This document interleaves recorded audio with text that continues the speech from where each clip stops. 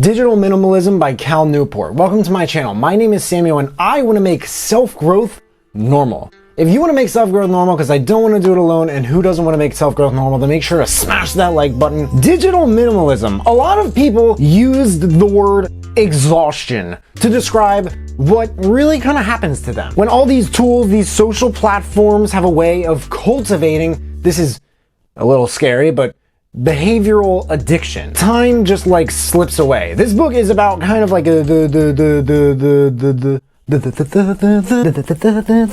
solution to that. Services begin to undermine the values that make them appealing in the first place. Unrestricted online activity has a very draining effect on developing brains. Aggressive action is talked about in this book, where you step away from online activities for 30 days, you wean yourself from the psychological addiction that many tools instill, you spend time with friends, eat books, read books, and look at clouds and such. And he also fights the controversial claim that your personal life will suffer if you stop spending time on social media and your texts are very, very limited. There are two halves. One of them is called foundations and the other one's called practices. Most of the typical diversions that we are used to today, the creators and movers originally had not expected these diversions in numbers to get as out of proportion as they are. But we kind of did sort of like stumble into it backwards,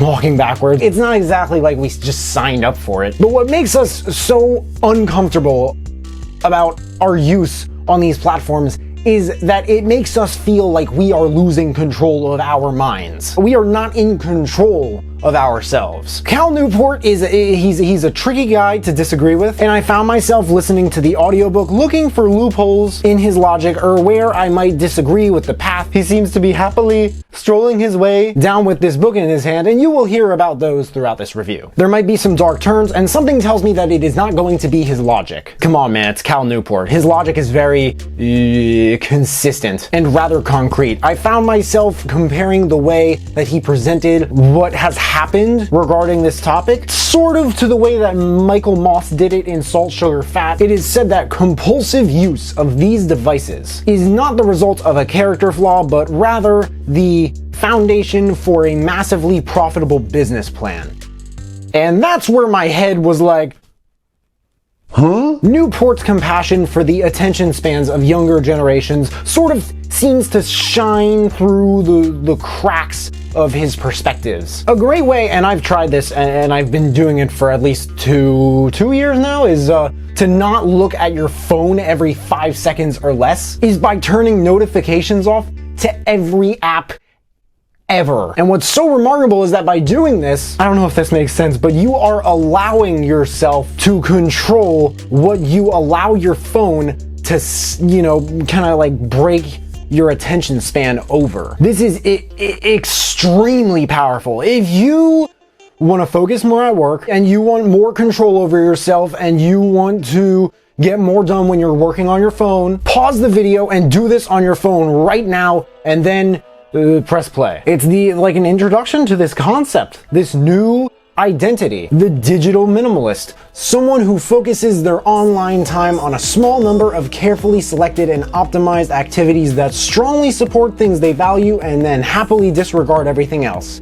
We are told that clutter is costly and how to declutter, which is pretty interesting. The 30-day digital declutter that's quite the alliteration there, Mr. Newport.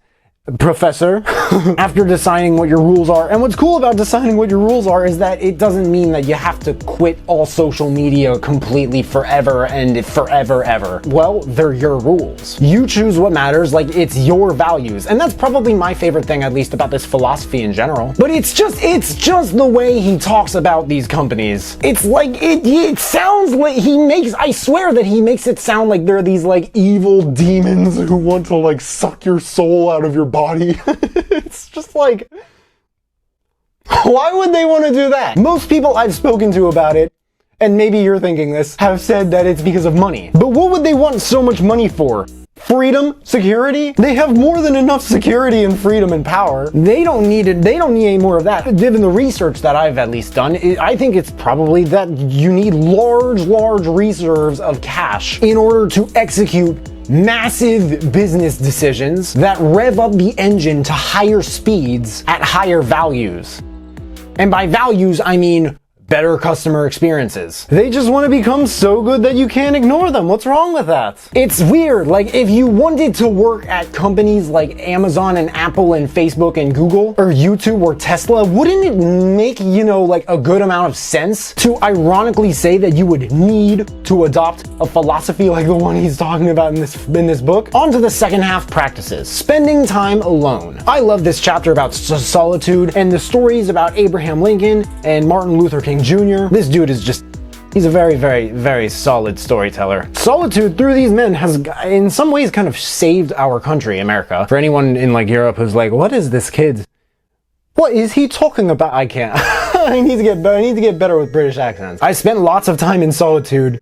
Like, lots. I need to do that just to put these reviews together. But for the sake of anyone watching this, I really think that there needs to be a balance if you're trying to build something with your life around other people. The author seems to agree with this to a point. I mean, he mentions it so many different times throughout the book, but I feel like that disagrees with the nature or the emotion of what he's saying about the companies. It's like they're doing the wrong thing, but we can do the right thing by not letting them convince us to do the thing that we would do out of human nature anyway. He says that there's nothing wrong with connectivity, but if you don't balance it with regular doses of solitude, its benefits are bound to diminish.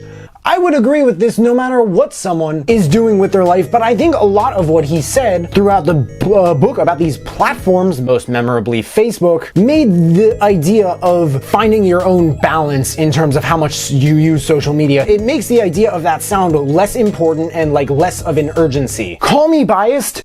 I think the only thing I'm biased about is being as unbiased as I can. This button introduced a rich new stream social approval indicators that arrive in an unpredictable fashion, creating an almost impossibly appealing impulse to keep checking your account. It also provided Facebook much more detailed information on your preferences, allowing their machine learning algorithms to digest your humanity into statistical slivers that could bend the mind to push you toward targeted ads and stickier content.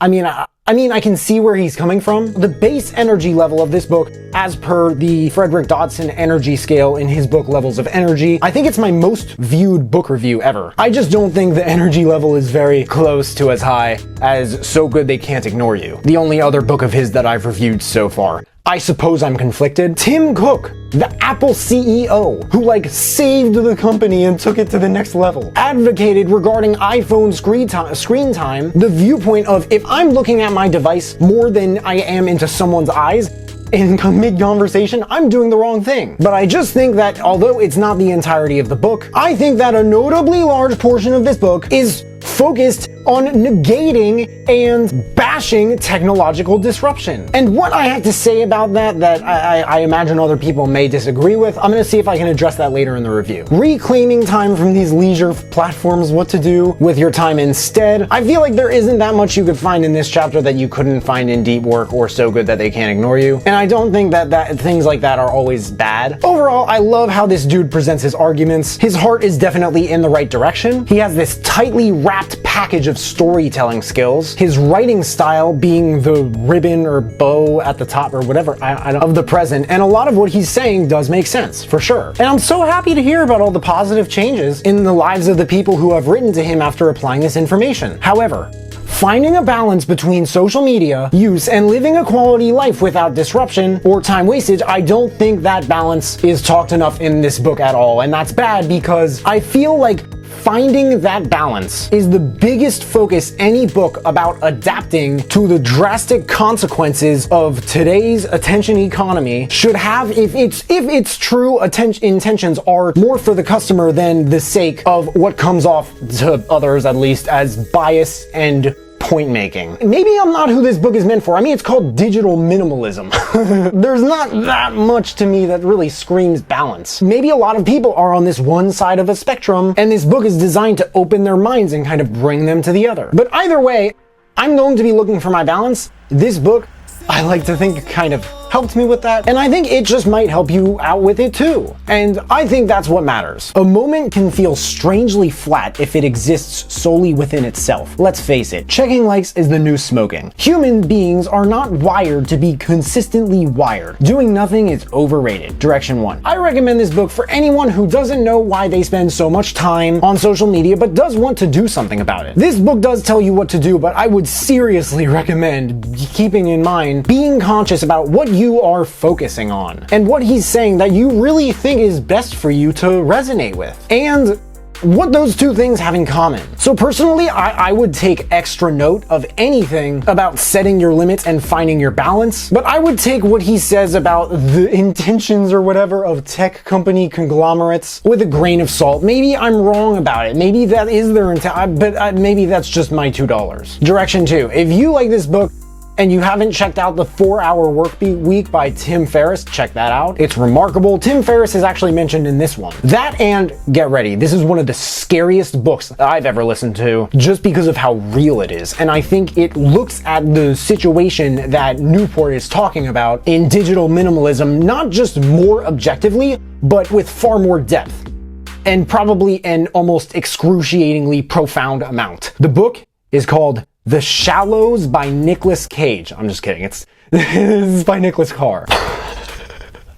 Nicholas Carr, that dude's articulation skills are idiotic. They're insane. They're super crazy, crystal clear. Digital Minimalism by Cal Newport. There's a link in the description if you guys want to check it out and read the reviews. That and all the other books that I mentioned in this video if you want to check those out as well. If there are any other books that you guys want me to check out and review, please let me know in the comments below, and also let me know if you checked out this book and you liked it. But hey, make sure to smash that like button, subscribe if you haven't already, because I don't get why people watch this far into my videos and they don't subscribe. But if you have subscribed and you want to turn it up just a notch and turn on that notification bell to receive a notification every time I drop a new video, that would mean the world to me. Thank you guys so much for watching. I really appreciate it. You can find me everywhere, and I will see you then.